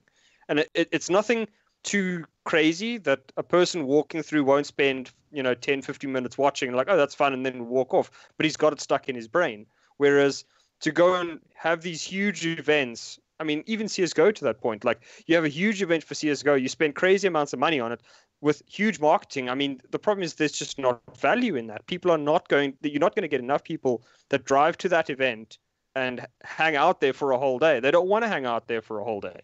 It's sort of like they want to go, they want to see what it's about, and that's it. They want it to be like a rugby game. It's the gears of the whole thing. They want to spend, maybe 3-4 hours there and then go home. Well, you don't want to have to go there 2-3 times. That's also the thing. I mean, the time investment from some of these games is also incredibly substantial, whereas a BO3 and CSGO, assuming we don't have 10,000 overtimes like Anthrax and I always get, it is short enough that it's in that sort of realm of a football game or a rugby game or something like that. But just to quickly address a couple of comments here. Krusty Demons, he's talking about Plan G LAN with CSGO, Dota 2 and FIFA in PE in early December. Please send through those details to myself and Anthrax. I mean, we can punt it for you. If we can get involved in some way to help, we absolutely will, dude. So please. Zombie Gamer will happily share that as well. Yeah, the weekly SA Esports news definitely can get you in there. And then Mad Matt talking about CSGO having one of the most intuitive UIs and HUDs out of all esports. And, I agree that does make it easier to watch. I mean, I was watching Quake Champions over the weekend, which, by the way, is freaking awesome to watch. But the HUD sometimes confuses you as to who you're watching when they swap players and things like that. And, CSGO does make it a little easier just because of how legible everything is. MOBAs, your guess is as good as mine as to what's actually going on at any given moment, especially with what's on the HUD. I suppose the simple fact is how long before more games or different games outside of CSGO and Dota become proper competitive esports games. Especially in South Africa. Yeah. Because at the international level, there's enough people that they can get by. But in South Africa, we need something other than just Dota and CSGO. I agree. I mean, something like Rocket League to me looks like a possibility. I think the problem that you have with something like FIFA is it is a great casual game, but internationally it's not succeeded as an esport. Guys, it's there. It's called COD. It's called COD, yes. That's true. PUBG, Mad Matt. There we go. And PUBG. COD is even, and they're all gun games. Yeah, they're all gun games. I mean, South it's perfect for Africans South Africa. like to watch people shoot each other. Yeah, absolutely. I just do think if we want to promote something as an esport in SA, we should be sure that it is a popular esport overseas because, I mean, other countries also like football just as much as we do, like Brazil, for instance, and FIFA isn't a popular esport in Brazil. So, I mean, we can't forcibly make people like something. It's fun to play at home, but to take it, seriously as something to watch. I mean, also consider, like, FIFA has the best commentators built into the game. The best commentators the world has ever seen are literally like pre-recorded into that game, and then you have two like sweaty, spotty teens busy trying to. Please don't give esports a bad stereotype. Yeah, okay. Well, two buff young men of. Can you imagine if it was tiny? But I mean, my point here is you have two guys who are not professional football commentators who are now going to commentate on this thing that has better built-in commentary than they could ever hope to be. It just doesn't make sense to me. Like, it would be way better if they're commentating on cars playing football. Who wants to listen to Andy Murray? I mean, honestly, he knows nothing about football. He's only been casting every Premier League game since the beginning of time. Yeah, pretty much. But it's like if you want to bring it closer to home, step aside, Red Eye. I'll show you how to host this desk for Dota. Yes, absolutely. I know enough about Dota to be able to do this. I mean, there's very few people who can do that. I mean, Machine is one of the guys who can pretty much step into any game. He's done COD, he's done Dota, did the International. He knows what he's doing. But, yeah, I mean, we've actually digressed. Guys, we had a whole script about what we were going to talk about tonight, and then Anthrax showed up and wrecked us. My bad. So. No, that's... the other thing that I could say is that, like, it also... We don't need events that are huge, right? If you're running, if it's a 5,000 Rand event that you cobbled together from your, the raffle tickets that you guys sold at your school, that's an event. We need that kind of stuff. Yeah, the because grassroots that's where stuff. guys, that's where things grew. I mean, that's where all esports grew, is they had massive LAN parties at places like DreamHack, and guys were like, I'm better at, Battlefield than you, and I'm better at Quake than you. Let's put money on it.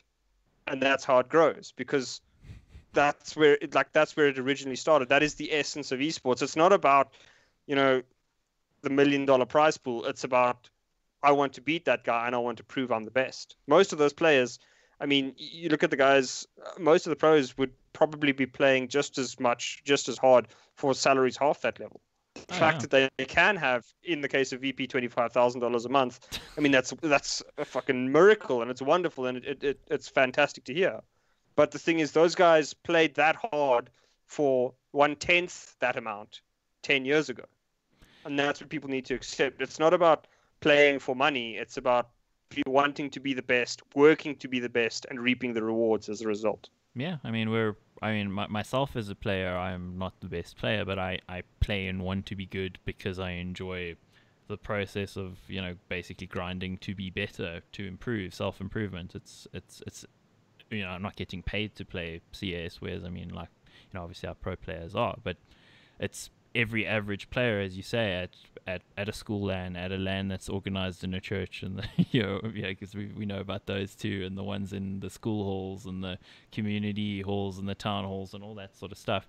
People are playing just because they want to enjoy it, and they, innately we want to be the best. So, part of it, aside from all the money that's involved, is it's just again comes down to the love of it.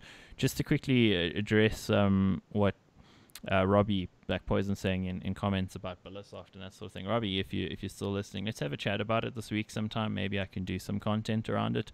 I just think it's a rather heavy conversation to jump into at an hour and 30 into this particular video, and we still got a bunch of other things. We haven't even gotten to our script yet, so let's definitely have a chat about that, dude, because I do agree, you know, top level players should be playing on a platform together, and it shouldn't be it should be, you know, helping the top guys get better. So I do agree with you, but it's something that we can maybe address outside of this. For us to, is there anything else you guys want to talk about, or should we quickly jump onto a couple topics that we're going to hit and then get done with this so we can all go to bed eventually? I'm ready. Cool. The other thing to mention is my power did go out and I'm running on a battery inverter, so I really hope it stays for the entirety. You know, all the lights in my house are on, but you can't see them because there's no electricity, and I do have a queue of neighbors outside all wanting to kill me because they can see the light coming underneath the door. So, because I'm the only one with power. So, let's make sure we get through this. So, a couple things quickly for this week. Epicenter is happening right now, guys. So, definitely check it out. Got it open on North another. just won. Oh, jeez. Okay. Did they? No, I think Liquid won the first map. North just came back. Oh wow. Okay, I actually closed the stream, so I didn't see that. But Epicenter's been it's been mad exciting, guys. It really has, and I think it's one of the most stacked tournaments we've had so far this year. We've said that a few times, but this one in particular is rather exciting. I'm just going to quickly switch here in the browser view so you guys can see where the tournament is at the moment. So you got SK and FaZe there so far at the top of their group. Gambit and Virtus Pro losing out. That Gambit FaZe game was seriously lit. Very, very exciting game to watch, especially with Gambit perpetuating the simulation by winning the first map somehow after FaZe has won 15 maps in a row and unmolested. I was actually wrong. You're right. So it was Liquid, 16-14. Oh, Liquid. Okay. Well, I mean, that'll update assuming they win the BO3. Astralis losing to G2, and it was an absolute hiding on that second map. Oh, geez, on that second map, it was an absolute hiding. We'll go into the game here quickly so you guys can see 13-16 on the first map. Super close. It looked like Astralis had things under control on Cash, and we go. And then, you know, second half happens and nothing much happens for Astralis aside from, I think it was Dupree with like a 3K that sort of brought them back into the game, and then they got shut out. G2 in map 2, oh my word, they just opened their bells. 16-4 on the faces of Astralis. Told you, dude, it's the strats. I called it. Well, that is the thing about them, though. They are playing with more restraint. They were looking after the economy. The Frenchies usually force by to oblivion, but here they looked after their money, and they always had more money than Astralis. Yeah, and they were hitting the most silly shit in the world. Let's be real about it. The 3K spray through smoke while flashed from Apex and V-Bomb side Inferno.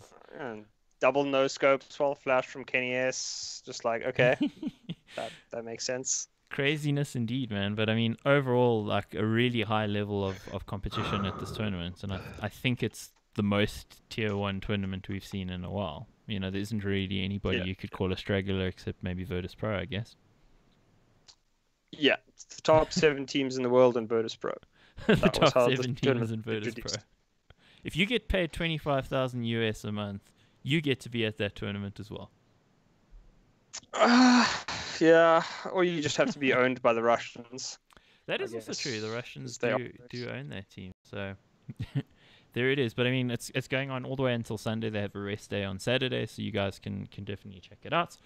And I think we're likely to see probably a FaZe versus somebody else final, more than likely, just based on their recent form. But we'll have to see how it goes. I mean, I don't have a lot of hope for SK, despite, you know, Bolts being brought in. And that's the other bit of news we can maybe bring out there. The Bolts is set to replace Phelps on SK, which is a really interesting one to me, because now what this brings into play again is the major rules mean because he played in the minor for Immortals, he can't play at the major, and yet again SK will play with the standard at the major, and will his name be Fox? Probably not, because Fox played in the minor too, so what the hell are they going to do? They'll probably use Phelps. I'll probably use Phelps at the major. That's what from what the way I understand is that they're going to use bolts for everything else, and then Phelps plays at the major, and then after the major, they're going to just keep bolts and Phelps off to hell, I guess, because where's he going to go? Probably back to Immortals. What team is he going to join? Immortals. They'd want him back. What is Immortals right now is basically Steel. This is true. Think about it. Poor Steel, though. 3 months if you're ago, Steel, geez, 3 months ago, Barry was watching Steel in the final of PGL Krakow, and right now, Steel has no team. Yep. He's basically part of a team that no longer exists in any way, shape, or form as 3 months ago, and through no fault of his own. Like, he didn't do anything. That has got to be one of the showed up on time for a game, the... basically. Oh, jeez, that is the worst thing possible. Poor Eric. I really feel bad for him, but we have a problem. I have no battery, so I know this needs to this is a travesty. Are you gonna start smashing everything now? Because well, I can't continue without battery. I know. That is a I'm problem. done. I mean, I think the last thing that we should probably focus on is the fact that Valve has actually announced that they will announce the next major at the end of November. So we already know that E-League is at the end of January, I think it is. And they've already said that they will tell us by this November the mid-2018 majors, the one after E-League. They've basically asked guys to submit all of their reports. So I'm pretty certain Barry is already getting his ready. Get your bid probably ready, certain major South Africa will be. No, major in South Africa, who knows? Got to get it done. Yo, bro, that's a bold statement, eh? You better be careful. Would be lovely. Is would that be the lovely. guy you're phoning you? No, I wish. What the hell are you saying on stream?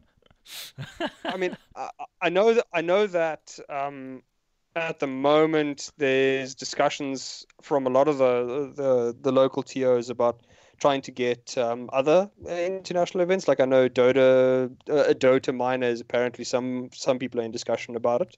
But the Dota scene at the moment is so chock-a-block. It's really going to be tough to get that one done. Still would be lovely. It wouldn't be for the next kind 9 of months because the schedule is locked basically for Dota. Yeah, something like that. But that's the kind of thing we need those events. And the thing is, Metal State makes a great event. ESL makes a great event. You partner together, you can easily convince Valve of something like that. So long as we can, look at the sales pitch here from Prof. I'm just saying, but like the thing you're is, trying like, to pitch to a guy whose vape has run out of batteries. Are you sure this is a good idea? Yeah, bro. I'm gonna I've got one. It just came back with one bar. We good. Okay, wait. Continue. No, this is the kind of thing is that like if we all work together and we can all showcase the kind of events that we can pull off, right? That we've got the fans, that we've got the buy-in from the community, we've got the teams. We can get those events. It's not that they're out of our reach. We just have to show the world, here's what we are capable of. Here's what we can pull off. Now give us that opportunity. Because it's the same thing. Our teams want to make it overseas. They need those opportunities. The local scene needs the opportunity. So if everybody pulls together, if everybody does their tiny little part, you share that thing that you saw on Twitter, you announce to your friends that BVD and Ian are playing tonight, that type of thing, right? As soon as we have that kind of stuff, TOs like Barry can go to sponsors and show them, here's the buy-in that we have. And that's the first step to getting the international events here. That's the first step to getting more people like Pansy down here, like Red Eye down here. Because those people, every time we've spoken to them, they love South Africa. Red Eye posts to Barry constantly about how he misses South Africa. He desperately wants to come here. Misses those, as soon as we can find the excuse. The thing is, like I said, as soon as we can find the excuse to get them here, they will definitely come. And that's all we need. We just need the chance to prove ourselves, and I guarantee it, we'll make it happen. If you build it, they will come. But a Wayne's World too, there. Everybody's too young. It's for actually Field of Dreams. Kevin Costner. It's bigger than that. I only care about Wayne's World, bro. Party time. Terror. But yeah, I mean, Prof, you're absolutely on the money there, and that was interesting how that turned from Valve announcing the next major and getting bids there to that. But it is true. I mean, SA has, I think, over the last year definitely shown an increased capability to be able to handle that sort of thing. I think next year will be really telling. Like if we can pull off some more great events, it'll be really hard for them to say no. Imagine this, right? For the mid 2018 major, they announced that there's an African qualifier. One African team will be going to the minor. Think about that. Think about the buy-in that we could have from everybody in SA if that would happen. That would be amazing. And everybody would go, Energy or Bravado will win it. Well, if it was Dota, it would be White Rabbit, right? No, I mean... Well, it's a long way away. Not necessarily. I mean, think about if you can promise Limitless and Vibora that kind of shot. Because remember, we only saw Limitless and Vibora on LAN. We didn't see any of the other guys. Now imagine if an African qualifier, one African team goes through. I'm pretty certain those oaks will be super fired up to make it there. And like I said, it's not a minor. We're not trying to get a spot in the major. That's like you need to earn your spot at the major. But if you get one spot at the minor, I guarantee you, Energy, Bravado, DC, Big Five, Goliath, those oaks will be like firing to get that spot. Yeah, DC will actually practice. I mean, that is the gap you need.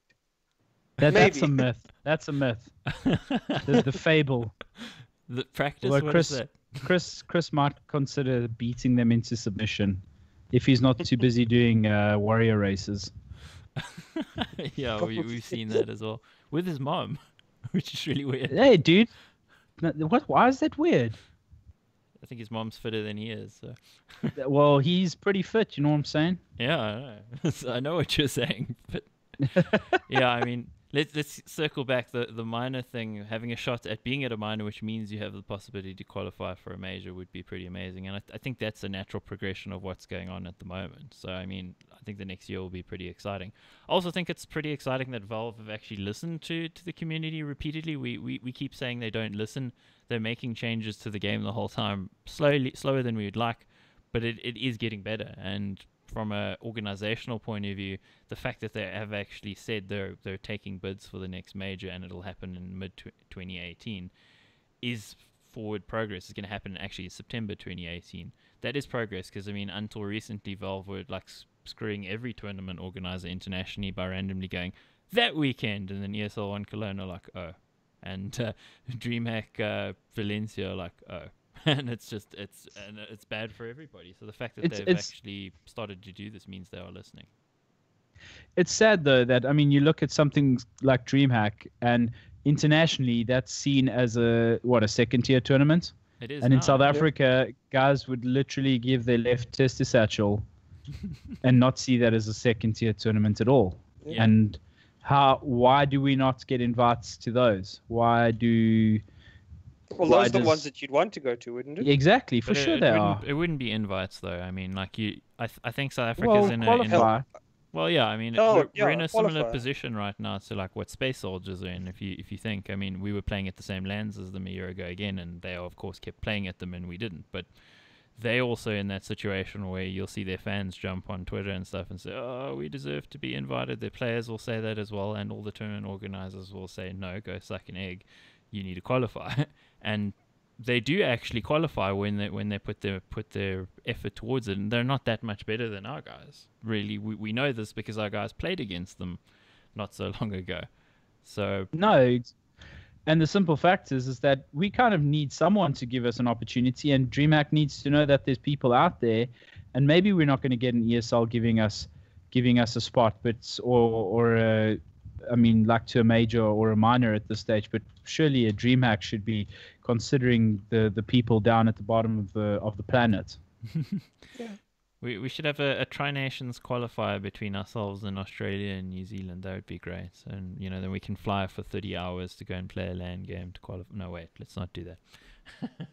Anyway. Yeah. No, but I mean, I think that the DreamHacks of the world, that type of tournament should be where we start. But for like an African qualifier. I mean, the Chinese apparently have $30,000 tournaments every second weekend. We should go play in those, man. South African teams should totally go play in those. That's the kind of place that you have to start. You have to go to those events. You got to find the gap. Epsilon, the team that became the feeder team to the other Swedish powerhouses, you know, where Disco Doppelin came from, and Rez and Drake Rez and Drac and and Golden. I think. Golden. Yeah, well, I mean, he came through later, but that team went to China a year ago and won I think it was a $200,000 first prize in a random Chinese tournament. Beat all the other Chinese teams completely senseless because they're not that good. I mean, Perfect World only launched CS:GO officially in China, what was it, 3 months ago? So, I mean, if I was a South African team, I wanted to raise a little bit of money to go and do my thing in North America or something. I'll go and show up for some of those $30,000 or $50,000 lands that are happening in China, because Valve and Perfect World are throwing tons of money at the whole thing to make it grow. That's opportunity. Yeah, you get to play against guys that, I mean, they're crazy aimers, so you're gonna have to learn how to deal with that kind of thing. But you get to play against a different style as opposed to just, you know, wrecking your SA mates the whole time.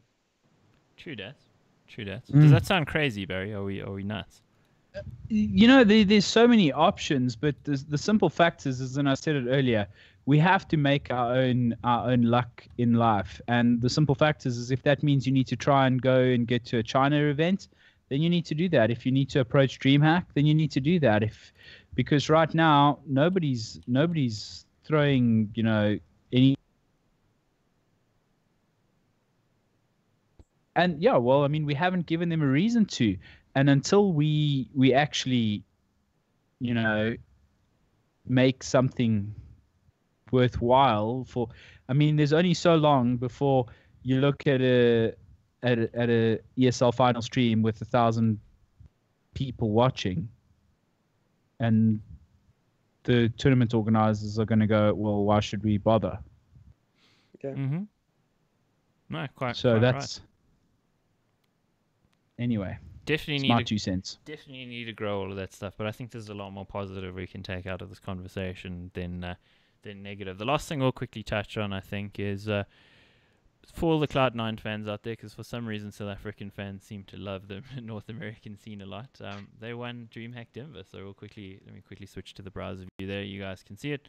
They won a whole $50,000. So Energy won just under half of that amount at ESL Africa, plus the 11,000 they got from, I think it was from the group stage, plus whatever it was from season 1. So probably Energy or Bravado collectively have won a similar amount to Cloud9, which is pretty hilarious to think, actually. But Yep. Cloud9 beating out big the German team. And that's exactly where we need to go with the DreamHack stuff. We might not be winning the same amount, but that's international exposure. You'd be playing up against a team like Cloud9 or whoever big, and that's where you start to take a map and a game, and that's how you start to chisel your way slowly into this. Yeah. I mean, even if you look at that DreamHack Denver, look at the teams involved there, and tell me you don't think BVD and EN at least have an outside bet at maybe giving some of these teams a run for their money. NRG, Tempo Storm, I think BVD and NRG could at least give them a game. Well, they could, most definitely. Yeah. Absolutely. That's the kind of thing that we need. Like, to be, I mean, like I said, we're not asking for direct qualification to these kind of things. If they want to host an African qualifier, by all means, you know, the local tournament organizers will make it happen if you give them that chance. Well, DreamHack partners with guys like Arena, guys like Metal State, ESL, those kind of things. We will make it happen if it needs to happen. Well, I mean, case in point is overseas, but is WESG. They're holding African qualifiers. They did last year, and they're going to do it again this year.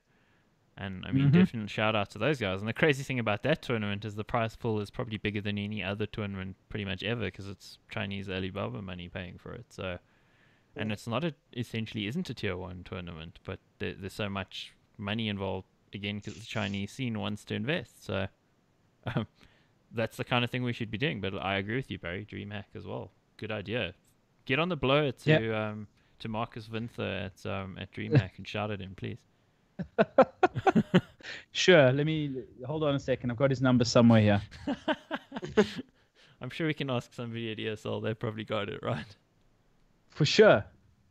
Make it happen, mates. Barry. Make it happen. Everybody's friend somewhere. Yeah. We twist Red Eye's arm or something. I don't know. Anyway, I think we've covered a lot of subjects tonight, guys. So I think as much as I'd like to do some more in-depth analysis of things like DreamHack Denver and all of that, I'm thinking that it's time to call it a night because this is our longest show so far, and for that I thank you, Barry. Sorry, I feel like it's all my fault. No, not at all, man. Hardly. I think tonight has been a most edifying conversation for all involved, viewers and us alike. I've enjoyed it a lot. So I don't know about you guys. Thank it's you. great. Yeah, I love it has been great. Cool. Well, before we sign off again, I just want to remind people, quickly switch to the browser view here. We can see CSGO Deeper and Aperture PC and Red Dragon, which comes from Syntec. Of course, you can win yourself a headset as well as this rather shiny RGB keyboard. Watch CSGO Deeper next week. We'll ask a question about what happened on tonight's show as well as what happens on next week's show, and you can stand a chance to win that awesome stuff. So thank you to Aperture PC. Awesome people with a terrible CSGO team. Get wrecked. No, Whoa. I love those guys. Divo's in chat, so I just wanted to drop that in there. Love you, Divo. Love you, bro.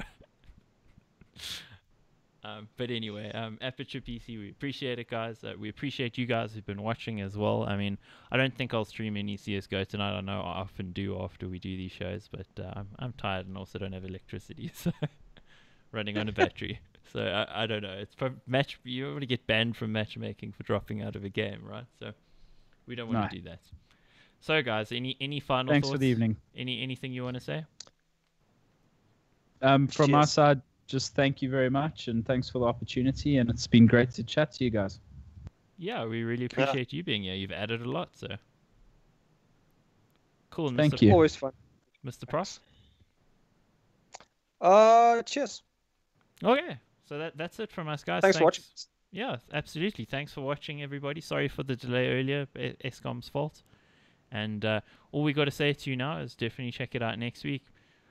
Go follow at Anthrax there to find out the crazy hijinks he gets up to, like writing articles about esports and going on the radio and doing all sorts of cool things because he just loves what he does. So go check him out. And of course, you can find myself or Prof on Twitter as well. Thank you, guys. This has been CSGO Deeper by Aperture PC, and we'll say X out.